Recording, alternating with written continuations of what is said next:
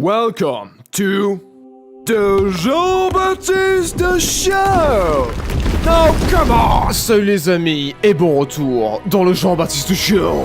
Et on se retrouve aujourd'hui pour un top 15 des jeux à venir pour 2016 et 2017. Et on commence tout de suite avec à la 15e place, Days Gone.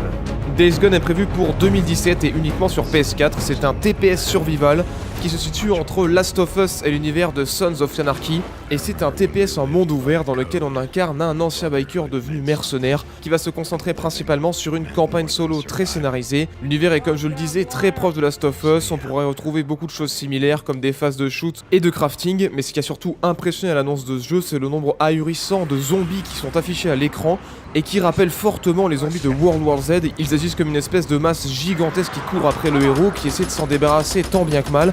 Mais c'est malheureusement tout ce qu'on a pu voir du jeu, puisqu'en plus de ça on a eu juste une petite vidéo qui nous a montré un peu à quoi allait ressembler la mise en scène et le scénario du jeu. Ça a l'air très intéressant, mais pour l'instant c'est tout ce qu'on aura à se mettre sous la dent. Il faudra faire donc preuve de patience pour avoir plus d'infos. 14e place, Quake Champions. Le jeu a pour l'instant été annoncé uniquement sur PC et pour 2017, et il fait partie de cette vague de nouveaux FPS qui veulent faire un grand retour au shooter old school, beaucoup plus rapide et plus nerveux. Et pour l'instant tout ce qu'on sait c'est qu'il sera facile à prendre en main mais difficile à maîtriser complètement, qu'il sera fun, rapide et nerveux. Mais les points sur lesquels on s'interroge, c'est qu'effectivement ce sera pas comme les autres Quake, mais il y aura un système de classe ou de champion, un petit peu comme dans Overwatch. Vous ne pourrez pas avoir toutes les armes et toutes les habilités, il faudra choisir un personnage au départ. Donc bonne ou mauvaise nouvelle, on ne sait pas trop pour l'instant, surtout quand on voit le multijoueur du dernier Doom qui n'est pas excellent. C'est un jeu qu'on attend forcément parce que c'est Quake, mais avec réserve et à voir comment il va évoluer quand on aura plus d'infos. 13e place, God of War. Le jeu est prévu pour 2017 et uniquement sur PS4, et c'est le nouvel épisode de la série à succès de Sony, ce beat'em all dont vous avez forcément tous entendu parler, et on peut dire que le changement de direction est assez notoire puisqu'on n'est plus dans la mythologie grecque mais on part sur une mythologie nordique, donc changement de direction artistique. Changement aussi de narration, puisqu'on dirait que God of War est en train de surfer sur la vague Last of Us, puisque Kratos a vieilli, il a l'air plus sage, il a maintenant un fils à qui il a envie de transmettre son savoir, et du coup aussi changement de gameplay, puisqu'on a pu voir une hache, le gameplay a l'air plus lent et plus lourd, même si c'est toujours violent, on a toujours les QTE. Il y a maintenant aussi une coopération avec le fils qu'on peut appeler à certains moments clés pour combattre les ennemis, et le scénario du jeu a l'air plus poussé sur l'humain et beaucoup plus sensible que les précédents.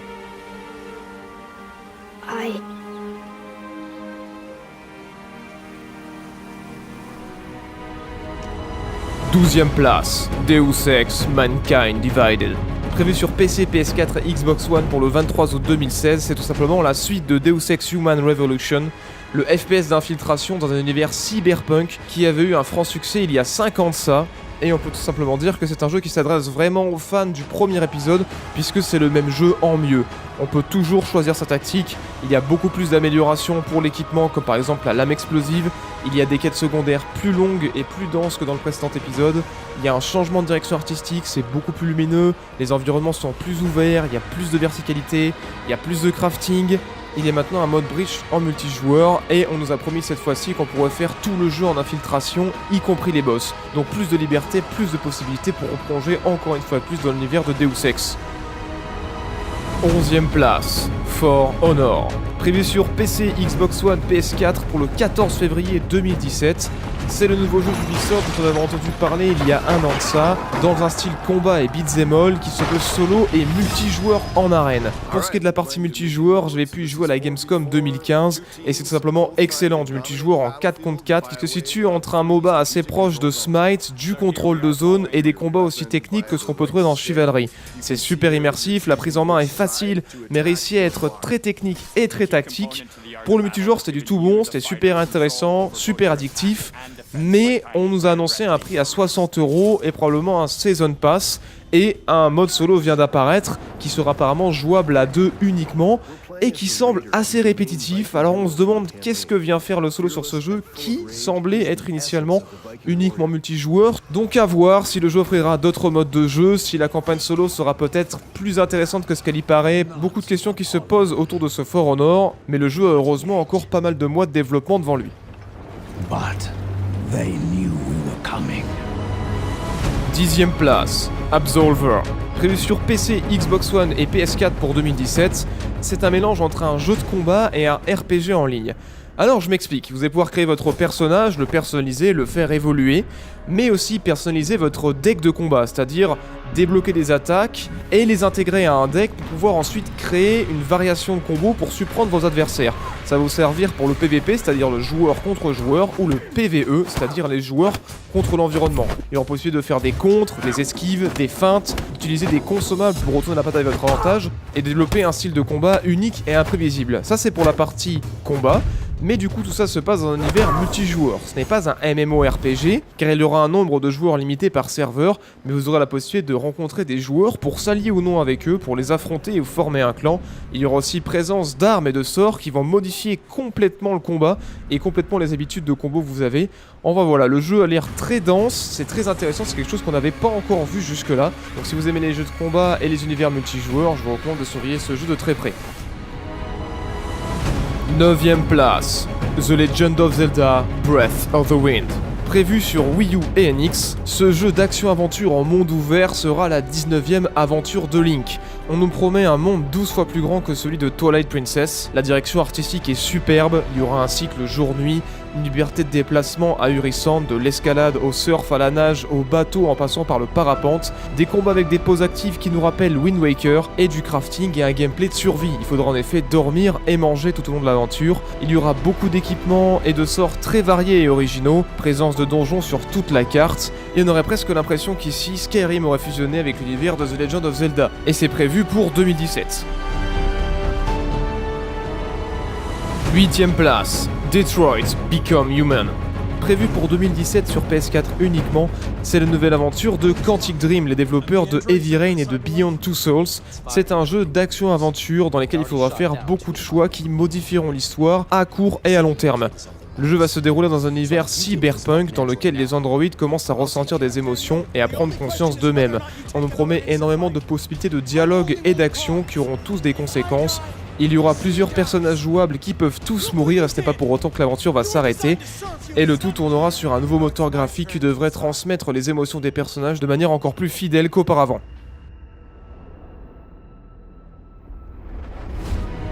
7ème place, Dishonored 2.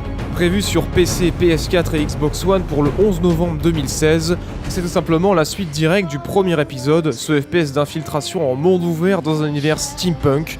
Le jeu se déroulera 15 ans après le premier épisode. On pourra désormais incarner au choix 2 personnages avec des pouvoirs très différents. Il y a une nouvelle direction artistique, le jeu est plus lumineux, on sera cette fois-ci dans un décor beaucoup plus méditerranéen que le premier. Le jeu profitera d'un nouveau moteur graphique beaucoup plus beau et beaucoup plus détaillé. Les univers seront plus grands et beaucoup plus verticaux. On pourra avoir de nouveaux pouvoirs comme le domino qui lie l'essence de vie de plusieurs ennemis, la possibilité de se transformer en ombre ou encore le voyage dans le temps. Et on pourra choisir de refuser tous ces pouvoirs au début du jeu pour le faire seulement avec les armes. Et rien qu'à la vue de la nouvelle direction artistique, l'attente risque d'être longue. 6ème place, Mass Effect Andromeda. Prévu sur PC, PS4 et Xbox One pour le début 2017, c'est le 4ème épisode de la série de TPS RPG de science-fiction à succès. Et dans cet épisode, on tourne la page de la trilogie précédente, car en effet, le jeu se déroule plusieurs centaines d'années après Mass Effect 3, dans une toute nouvelle galaxie qui s'appelle justement Andromeda, et qui est 4 fois plus grande que celle de Mass Effect 3.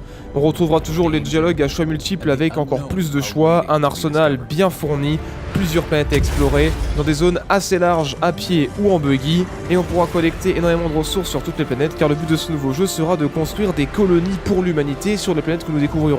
On pourra aussi découvrir des nouvelles races avec une culture très différente, et un mode multijoueur en coopératif est aussi prévu.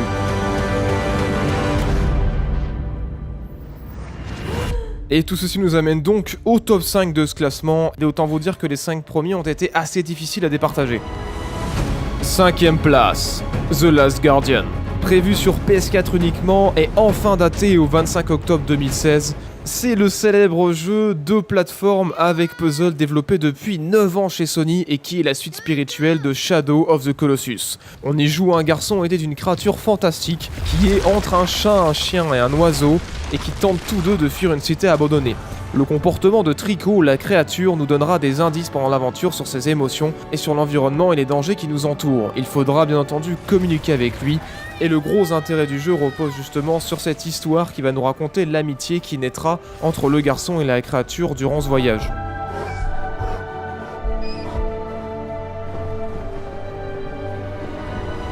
4ème place, Battlefield 1. Prévu sur PC, PS4 et Xbox One et daté pour le 21 octobre 2016, le nouvel FPS de la franchise de DICE se déroulera durant la Première Guerre mondiale sur des grandes cartes avec véhicules et jusqu'à 64 joueurs. On peut dire que la recette fonctionne toujours, les graphismes sont toujours aussi époustouflants, le travail sur le son irréprochable et le feeling des armes toujours excellent. La météo sera dynamique et on a pu observer une destruction et un terraforming impressionnant. Il y aura un mode solo avec différents personnages qui sera plus ouvert avec plus de véhicules comme on peut le voir dans le multijoueur.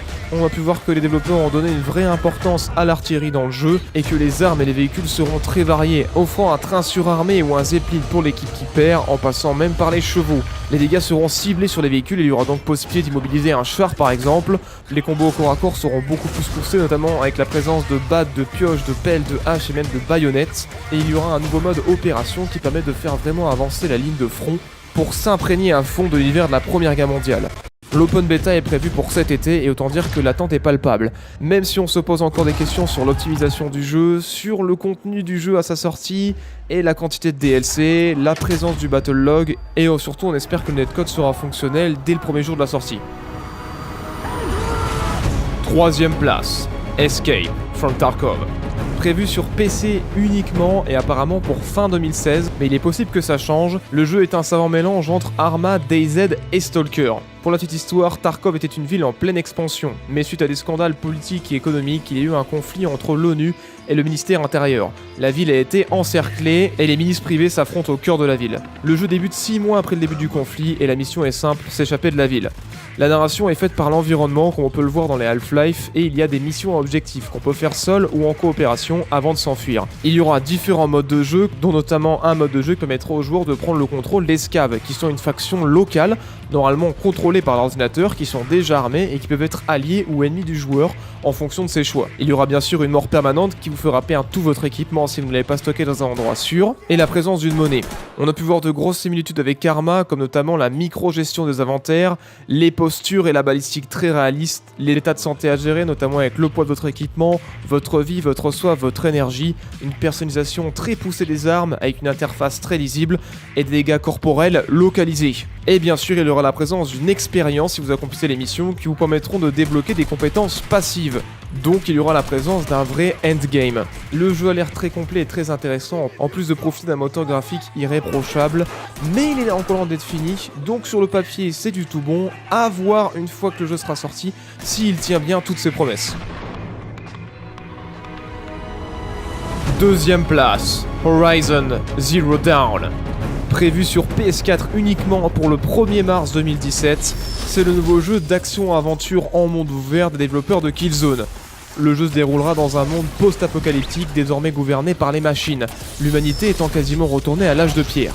L'histoire et le scénario ont l'air très riches, on a pu voir la présence de beaucoup de quêtes secondaires avec des dialogues à choix multiples qui auront peut-être un impact sur le déroulement de l'histoire. Les combats sont un des aspects du jeu qui ont l'air les plus intéressants puisqu'ils ont l'air assez difficiles et techniques. En effet, les ennemis ont plusieurs faiblesses, des points faibles, ils sont tous très différents. Et on a pu voir aussi les effets de la corruption qui rendent les ennemis très violents et imprévisibles. On a pu voir la présence de craft, la possibilité de chasser les machines et aussi de les hacker ainsi que de les monter pour changer totalement notre style de combat. On a pu voir énormément d'objets qui offrent beaucoup de tactiques comme notamment le grappin qu'on a pu voir dans les vidéos de l'E3. Et en plus de ça, l'environnement a l'air assez destructible. Bien entendu, ce n'est pas trop le style de jeu auquel les développeurs de Killzone nous ont habitués, mais c'est ce personnage, ce scénario, cette direction artistique et ce monde post-apocalyptique gouverné par les machines ainsi que ces combats techniques qui semblent offrir énormément de possibilités qui m'ont fait placer ce jeu si haut dans ce classement.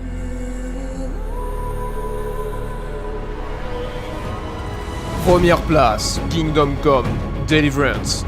Prévu sur PC, PS4 et Xbox One pour 2017, c'est un RPG à la première personne dans un monde bac à sable réaliste qui est un mélange entre un The Witcher ou Skyrim sans magie et un Chivalry, qui est développé par d'anciens membres des équipes de développement de Arma, de Operation Flashpoint et de Mafia. Ce RPG se déroule dans un monde hyper réaliste à tous les niveaux. Les possibilités de dialogue sont très importantes, on peut intimider, persuader, manipuler, impressionner, soudoyer tous les personnages qu'on va croiser durant l'aventure. Il y a un système de réputation ou de renommée auprès des villages qu'on va fréquenter, le tout dans un monde qui évolue sans cesse avec ou sans nous, c'est-à-dire que même quand vous jouez pas, le monde continue d'avancer sans vous. Si vous avez une quête que vous devez accomplir le lendemain et que vous ne faites rien, eh bien le jeu continue de tourner et il y aura des conséquences. Les choix auront un impact direct sur l'histoire ainsi que sur les quêtes secondaires. Certaines quêtes secondaires seront totalement modifiées ou disparaîtront complètement du jeu. Les quêtes secondaires sont d'ailleurs très peu guidées, on nous invite à tirer nous-mêmes nos conclusions et à enquêter pour trouver la solution des quêtes. Le système de combat est très complexe et très technique, très proche de ce qu'on a pu voir sur Chivalry, et les dégâts corporels sont localisés. D'autre part, les armures et les armes que vous portez changent totalement vos déplacements et votre style de combat. Si vous portez une armure lourde, vous serez très résistant, mais vos mouvements et votre rapidité sera très limitée. On trouvera aussi des compétences qui progressent en les pratiquant. Il faudra aussi d'ailleurs y gérer sa faim, sa soif et son sommeil, et le but de ce jeu c'est d'écrire sa propre histoire. On partira de rien pour gouverner un pays, ou devenir un héros, ou au contraire un mécréant. Le jeu sera découpé en 3 actes, et il est possible que dans l'acte 2 ou l'acte 3, les développeurs y incorporent un multijoueur, même si pour l'instant ce n'est que supposition. Et si j'ai placé ce jeu aussi haut dans le classement, c'est pour toutes les possibilités qu'il offre et la totale liberté qu'il laisse au joueur, que ce soit dans les quêtes, dans son style de combat, dans l'histoire qu'il veut écrire. C'est vous qui écrivez toute votre histoire dans ce Kingdom Come Deliverance. Ça paraît extraordinaire et je sais que je mets encore en haut de mon classement un jeu en financement participatif qui n'est pas encore sorti et dont on n'est pas sûr qu'il sorte un jour. Mais vous l'aurez compris, cette vidéo n'est pas ici pour vous donner un avis arrêté sur les jeux. Il ne sert pas de test et encore moins de liste de précommande. Dans ce top, j'ai mis les jeux qui m'intéressaient le plus sur le papier, en fonction des promesses qu'ils font, en fonction de ce qu'ils semblent être, mais ils ne reflètent en aucun cas ce que les jeux vont être une fois qu'ils seront terminés. Et bien entendu, ce classement est très personnel, c'est simplement mon avis et n'a en aucun cas la prétention d'être un top parfait. Beaucoup d'autres jeux dont je n'ai pas parlé auraient aussi mérité d'être dans ce classement. Je vous invite d'ailleurs à me dire dans les commentaires quel est vous votre top 5 ou votre top 3 des jeux que vous attendez plus pour les années à venir. Et sur ce les amis, je vous remercie d'avoir suivi cette vidéo et je vous donne rendez-vous au prochain jour.